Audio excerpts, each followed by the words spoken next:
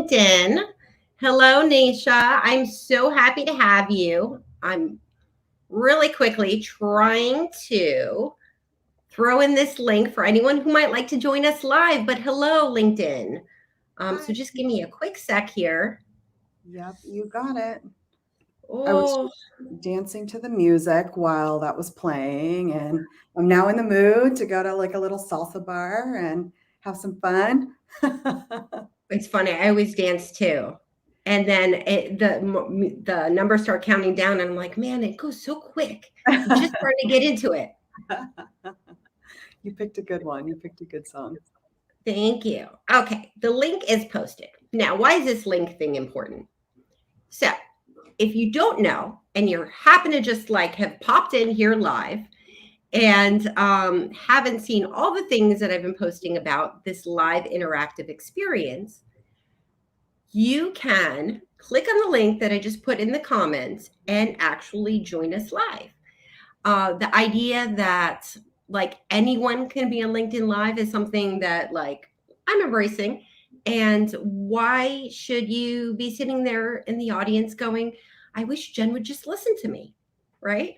I hop on LinkedIn Lives all the time and I'm commenting and I'm typing. I'm like, why aren't they responding? Right. And like, I don't ever want anyone to feel like that because it's easy, especially if there's a whole lot of people who are commenting, which I sincerely appreciate. Why not pop in live? Yep. So I have shared the link for you to be able to pop in live. And I hope that you are brave and bold and that you go ahead and do so. Hello, Zoher. I'm sorry if I don't know how to pronounce that. I so apologize. Do you want to take a shot at it, Nisha? Is it Zore? Me? Ooh, It, sa- maybe. it sounds like it could be Zore. But yes, Yeah. nice to meet you. Thanks for popping in.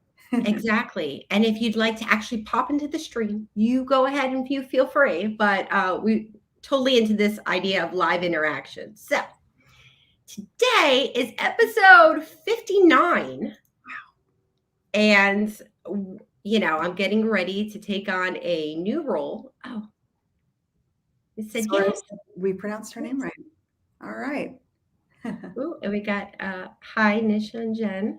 So Yes. so I'm getting ready to take on a new role and I'm going to take a break. And of course come back for a women in sales month because that's absolutely essential. Yep. But taking a break and I get to have Nisha Baxi with me from Gong Yes. for that last conversation before my little break. And I'm grateful to have you here. Thank you. Yes, I'm grateful to be here. And it's pronounced Nisha, by the way. But Nisha. it's okay Okay. that you said Nisha because a lot of Okay. people also say Nisha. I just go by Nisha. Thank you. I appreciate that. You got Jason it. says congratulations. Jason, anytime you want to hop in here, he's a frequent visitor. Hop in. So tell us about you. Yeah, so I have been at Gong for 4.5 months now. And I'm loving it. I'm just so thrilled to be at the company. I've been following Gong for quite some time, as so many of us, LinkedIn users have. I think that they've just done such a wonderful job at their online presence. And at my last company, when I was head of marketing at a startup, I actually used Gong quite a bit for like messaging and positioning, and I had the unique opportunity, and I guess like I don't know how many people here believe in like the power of manifestation or the secret. Like I love the secret is like the energy that you put into the universe is what you put back. And I remember just thinking like, if I had my dream job, like what would it be? And I said, well, I've always done community. Like I love community. I've always tried to bring community in everything that I do. Um, and oh my God, like Gong is just like the coolest product ever. Like it's helped me in so many ways. And as a marketer, and I'm not even, the primary persona that, folks use Gong for. And yeah, and so with probably like maybe 3 weeks after that thought, I was like already having conversations with people at Gong about this community role that which I didn't even know existed, and I'm just really I'm just, feel really grateful. And looks like Gurpreet also believes in the power of manifestation and the law of attraction. And if you have a story you want to share, Gurpreet, we'd love to hear. Yes, she's a frequent guest, and has hopped in live last week as well. So that's great. The energy you put out there is the energy you get back. I believe that as well. I've been manifesting some stuff in my life myself, right? Visualizing, what do I really want to do with my life and where do I really want to go? I had an opportunity to be in a VP of sales program. I got a scholarship to, and it was funny. The one thing that I really understood after that was I don't ever want to be a VP of sales. I don't want that. And so, okay, so now I know that's a great thing to know, right? I never want to do that. But what do I want to do? And it helped me sort of laser in on, that enablement and training and empowering people and the things that I love. But without that experience, I don't think I would have gotten there. That, wait a second, what do I love? And what is it about sales that is particularly, appealing to me as my career evolves? So that's true. Sometimes you have to go through an experience of what isn't for you, what you don't want, to realize what it is that you do want. It actually reminds, so my favorite movie of all time is Wizard of Oz. And at the very end of the movie, Dorothy says, well, if I ever go looking for my heart's desire again, I won't look any further than my own backyard, because if it isn't there, then I never really lost it to begin with. So what she means by that is, hey, where home is for you, who you are, being authentic to yourself is just in your backyard. You already know. You already know. You just have to reach it and reach for it and really think about what that is and of course manifest it. Yeah. And we have Gurpreet joining us. Hello. Hi, Gurpreet. Hi, Nisha. Hi, Jen. You know what? I wasn't gonna pop on, but when Nisha started talking about manifestation and law of attraction, I was like, oh, because I was listening to the conversation. I was trying to do something, and I was like, yeah, okay, I'll talk about it. Let's do it. You know what? I think a lot of people underestimate their own power of what we can all accomplish, right? Past year, I got really into, I've always been spiritual. That's how I've been raised. I've done meditation and all that stuff all my life. Guided meditations I got into last year, and it's just done wonders for me. I've unlocked a lot of trauma, pain, and situations that I've gone through, which sometimes we think we've healed and we haven't. And then I went through this whole transformation and discovery of self-worth. I learned that a lot of things that were holding me back in achieving the next level of where I want to go was self-worth.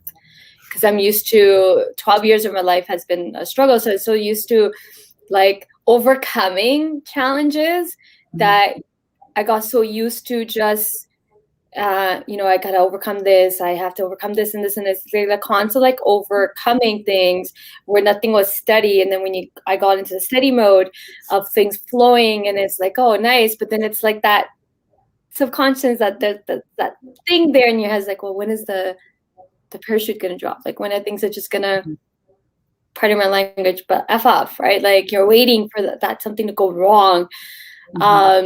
But the guided meditations, I think, has really, really impacted me.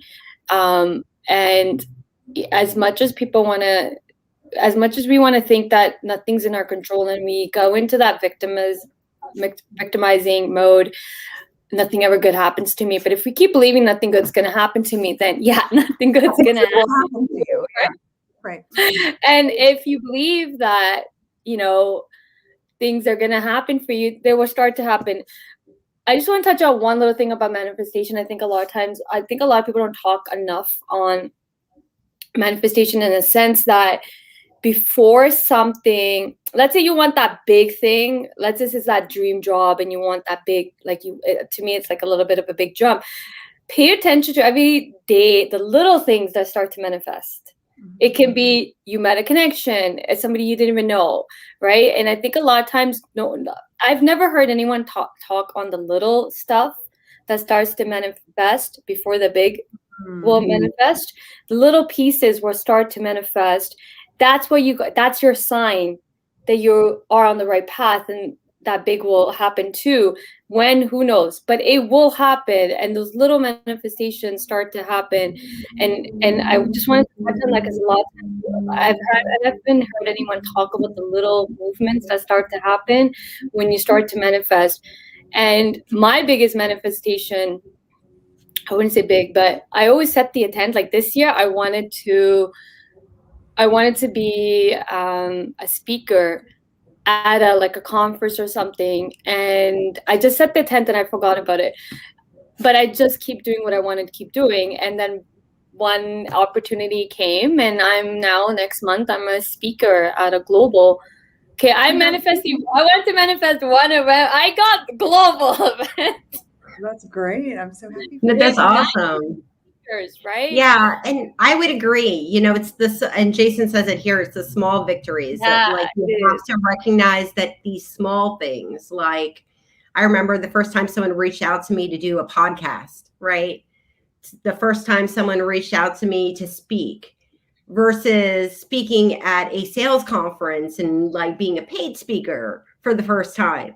And all those little steps that were in between to that journey of there, celebrating all those steps, right? Those little bits of progress leading up to, at the time, did I a year before think that's where I was headed? No, absolutely not. But, you discover things along the way. So celebrating all those small wins is so important. That's great.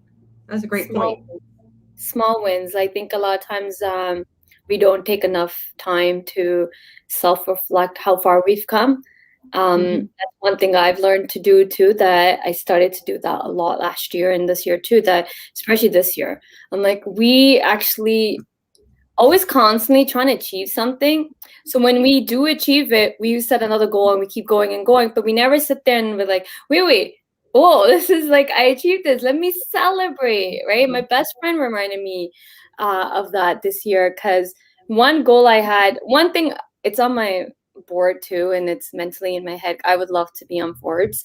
Someone put that thought in my head once, and it's just been there. I was like, yeah, I want to be on Forbes.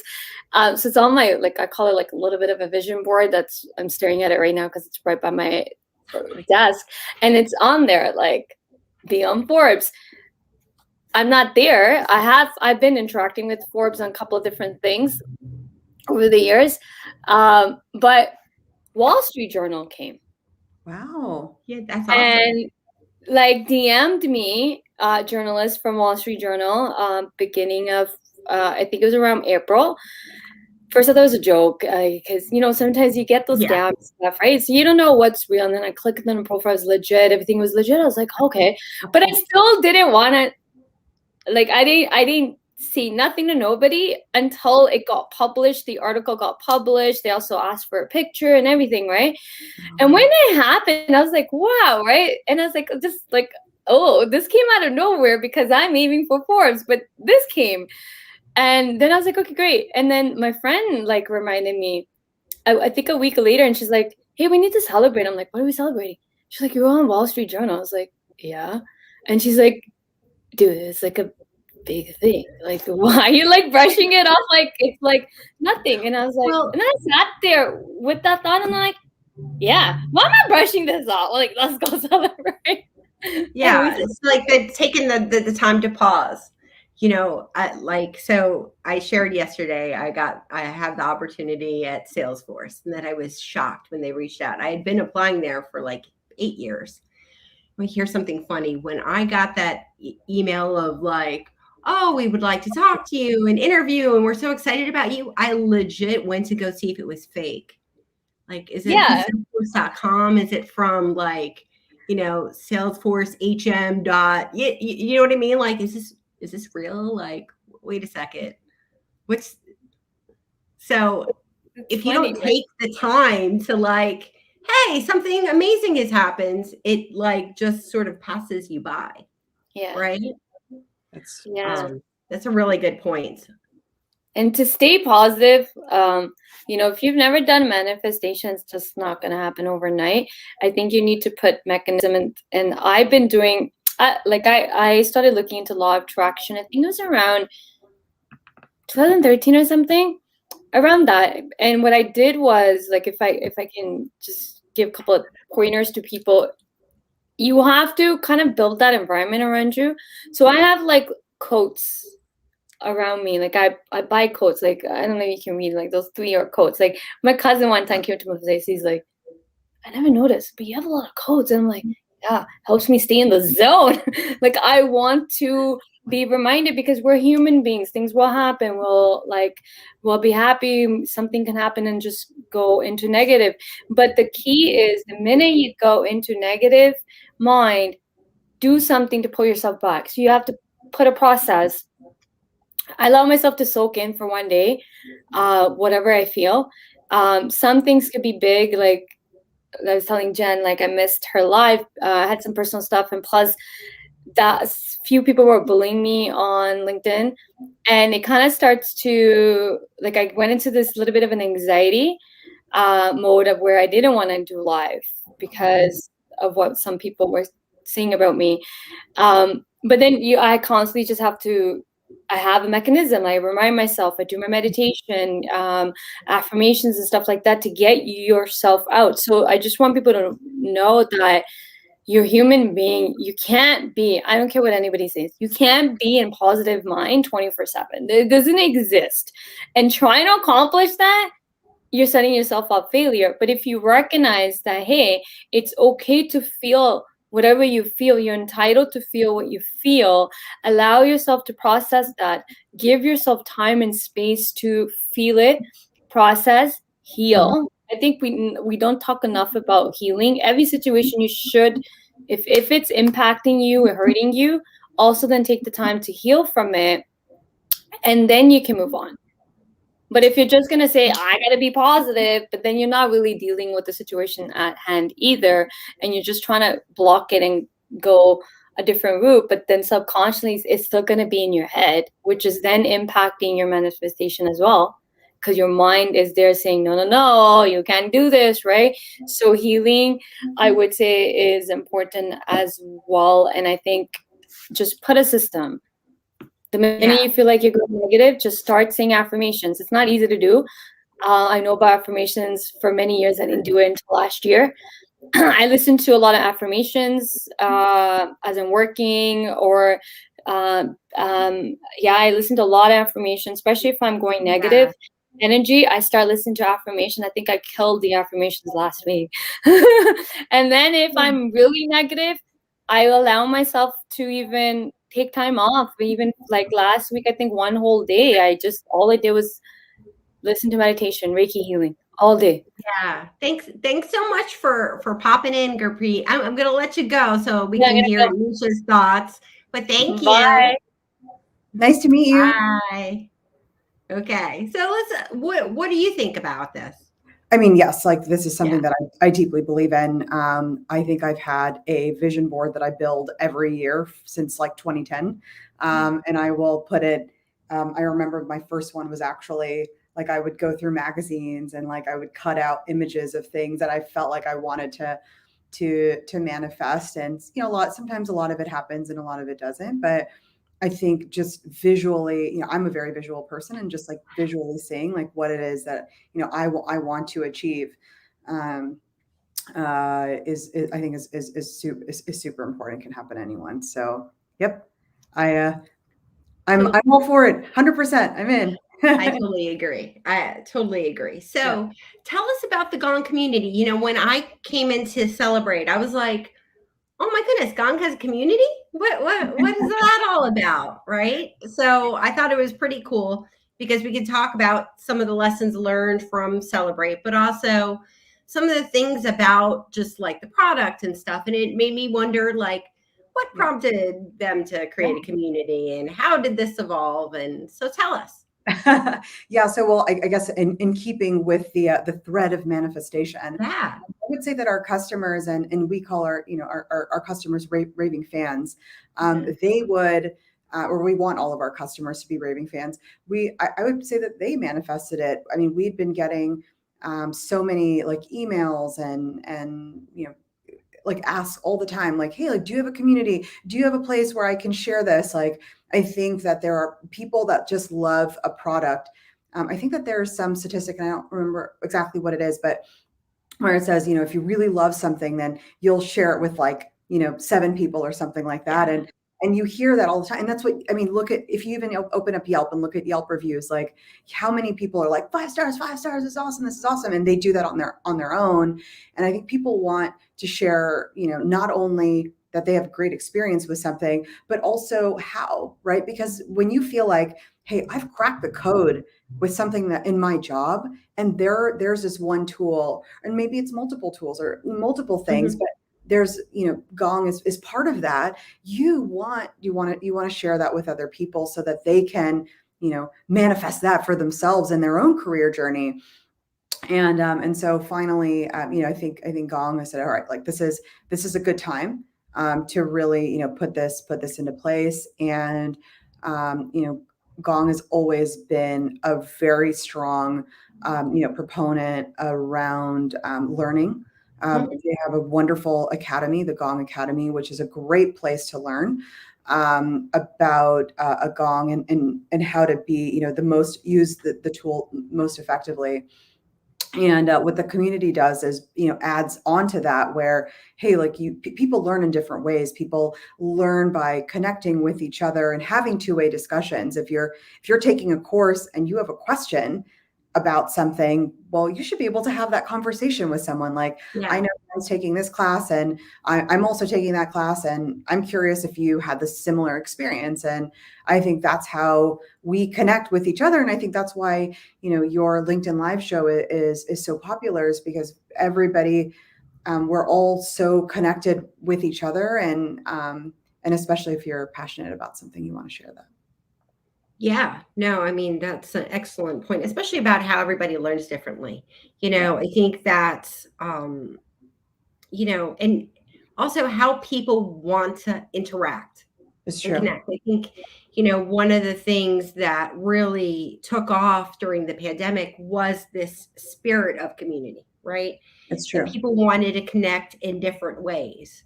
And that, different communities for different people, like what someone was attracted to. Like I've had so many different people on here, like Sahil from Bravado, was talking about how everything being anonymous over Mm, there gave them sort of this freedom to talk about anything. yeah. Just as, it being specific to Gong allows you to really weigh in from the experts on how to best use something, right? So everything has got its own purpose, but at the end of the day, I think that spirit of connection is the one thing that's consistent. Totally, it permeates through everything. And in the beginning of, and this is a customer community. It's just for our customers. And Mhm. one of the things about it, and Jen, you're in the community, is like right now, the community is not even 2 months old. And we're putting out a lot of, like, the content and the thought leadership, and folks are starting to now post their own sort of ideas. Mhm. And I think it was like a week ago, somebody had in the community had asked a question, and then somebody from the community answered the question, and we weren't even there. Like, we wouldn't, Mhm. and that feels so good. We also have like a tool within the Gong community where, and if you've ever used like Donut for Slack, it's really a way for people to connect with each other. And it's not through Slack. It's a different a service provider that we're using. But basically, people can say, like, this is who I am. Like, this is my role. This is, my company is this big. Like, this is how big my sales team is. And, I'm looking to connect with someone else in fintech. And once a week, Meetsy will pair you with somebody with that has those exact parameters so that you Mhm. can meet someone new. So, and it's if you want to talk about tennis the whole time, you can. And if you want to talk about, Gong, that's great. Whatever floats your boat, but people are looking for that, and people like to connect with people like themselves to learn. Yeah, and I think that's really cool. I mean, that was one of the things from the Celebrate conference that I thought was really neat was that there was a networking part, right? And that networking part allowed you to like every like 5 minutes meet a new person, Yep. right? And so it's funny because the person I had on last week, I met there. And like I met so many people through that every 5 minutes Yep. thing. Now, Meetsy, Sales Hacker is also using that for their roundtable series. Oh, I didn't realize. So, in Great. case you are not a Gong customer and are not, Yep. able to take advantage of the Gong community, Sales Hacker actually has Meetsy as well for roundtables, and that's for everyone, Yeah. in the sales community. And to That answer is pretty cool. yeah, and to answer the LinkedIn user, I can't see who wrote that, but Yeah. the community platform that we're using is Insighted. So Insighted is a wonderful platform, and yeah, I'm just really really happy to be using it, and it integrates with a lot of the things that we need as a business. Yeah. But yeah, no, I think Meetsy is one of those tools. I think also the power of Hopin, right? I think that's what Mhm. people love Hopin for conferences is that it's not just you just like sign in and you just listen to people talk. Well, if you are like, well, I just want to like step, it's just like in real life when you want to step out of a conference, you just need a break, like stretch your arms and have some coffee. Then what you do is you go outside and someone else who's getting coffee, you just have a conversation with them. And Hopin also does that, right, where you can connect with each other. So I think that there's just so many really amazing tools that helps. It's, of course, it's never going to be it's not the same as in person, but can help emulate that experience while we are going through this this tough time. Yeah, and I thought that was, I mean, it was really cool. Out of all of the different, I during the pandemic, I've done a lot of virtual conferences, right? Yep. And there were some that you go up to a table and you click on the table and then you're in a room. Yep. What I liked about this was this That's fun. one-on-one interaction, Yeah, that is fun. and then it was like speed dating. Yeah, that it is like that actually. And it is either a good connection, bad connection. Either way, let's just move on to the next person, right? Yeah. And then you could find all these people on LinkedIn. I was like, this is networking, speed dating, and this is awesome. I love it. Yeah, so fun. Yeah, I met a lot of people that day. I was like, oh, I would just hang out here all day if I could. Yeah. And I mean, I think the power of community is strong. I mean, we're talking about it in the context of like, B2B or, or just, companies connecting with their customers or, or their market, what have you.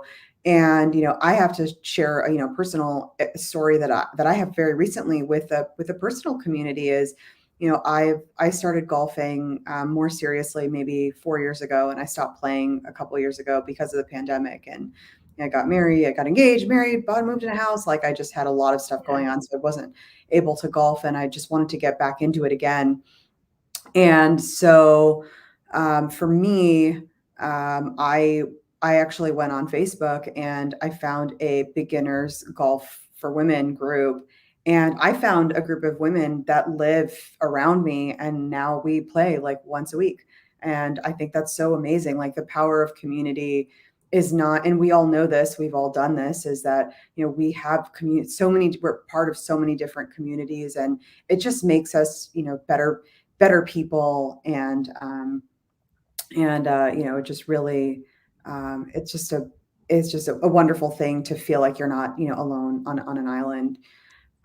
Lessons learned while getting started. Okay, that's a good question. You mean while getting started building like an online community for a company? Is that the question?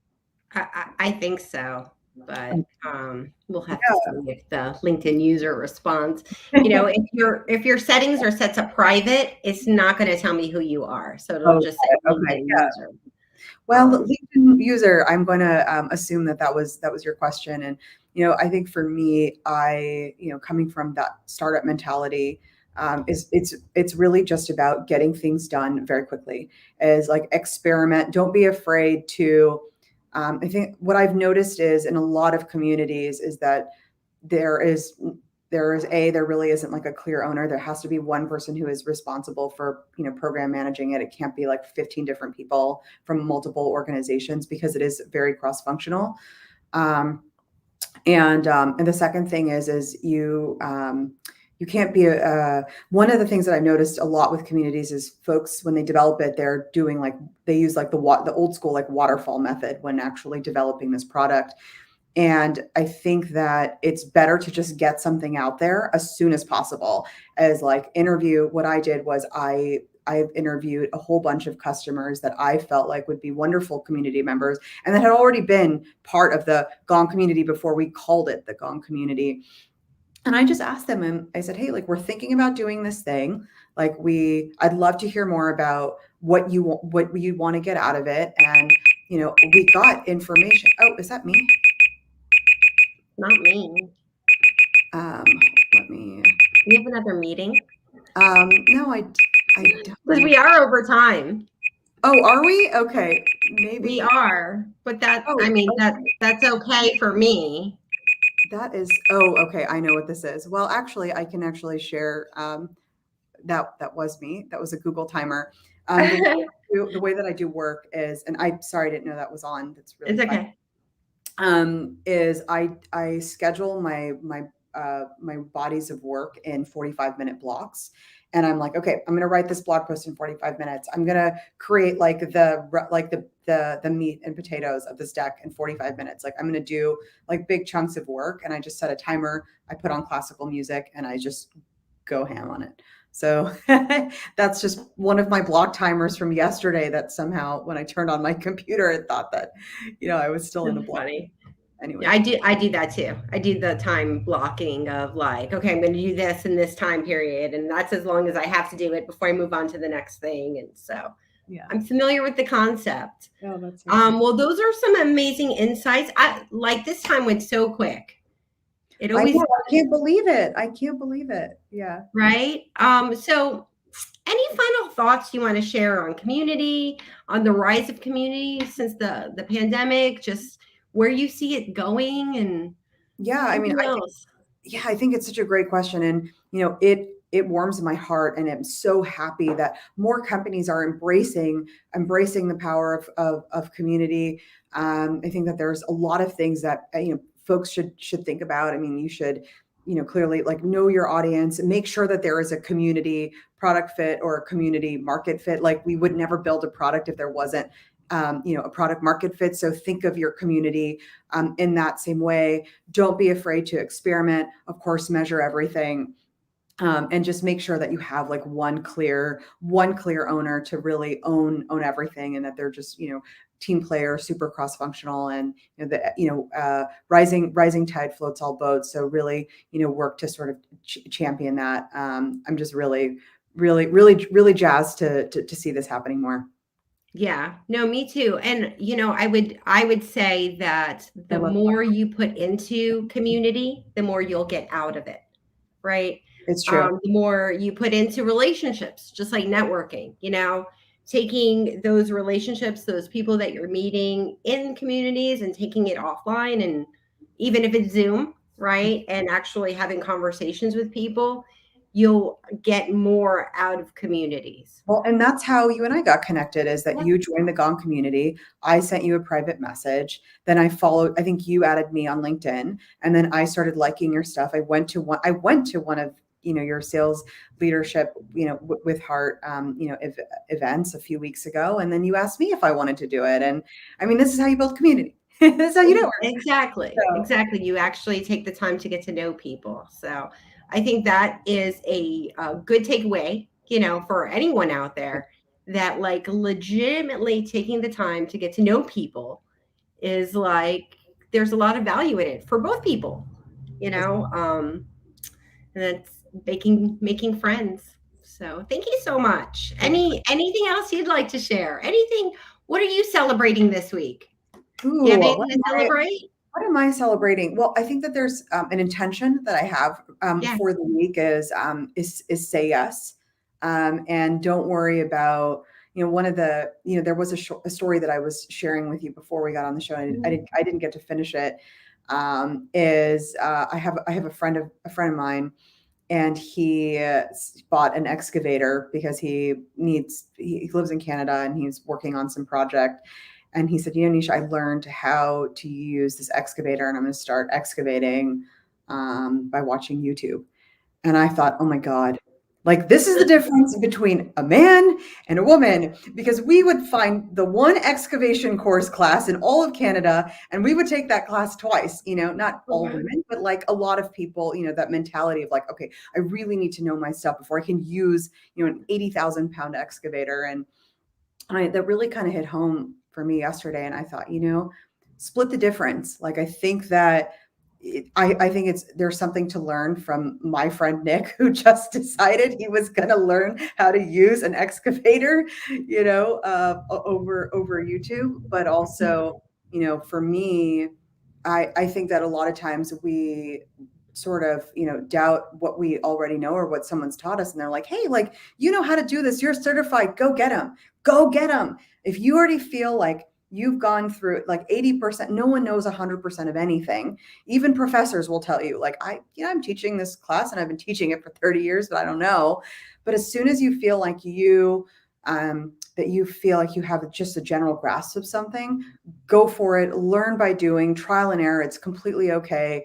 If you've never done community before, but you really, you believe so deeply in it, go for it. Learn about it. Take a class, go to, there's a community school called C School, take C School, go to CMX, this amazing conference. It's actually happening this week, starts today.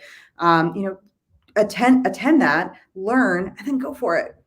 I'm here to support you. Awesome. Yeah, just go for it. Yeah. It's, I don't know if it's a woman thing or just people in general, but like, yeah, maybe. Yeah. There's a certain assumption of you don't know the things that you know. You know what I mean? Even like as I was going through the interview process, I had to put together a presentation for Salesforce, right? Yeah. And so I put together my presentation. I felt really good about it, but I still had to consult like learning and development experts, and I didn't change anything. Like, didn't change a thing. This is perfect. I didn't but I doubted myself. Like, why did I doubt myself? Right. And here I am. How many people can I consult to make sure that this is right? But I didn't, you know what I mean? I had it.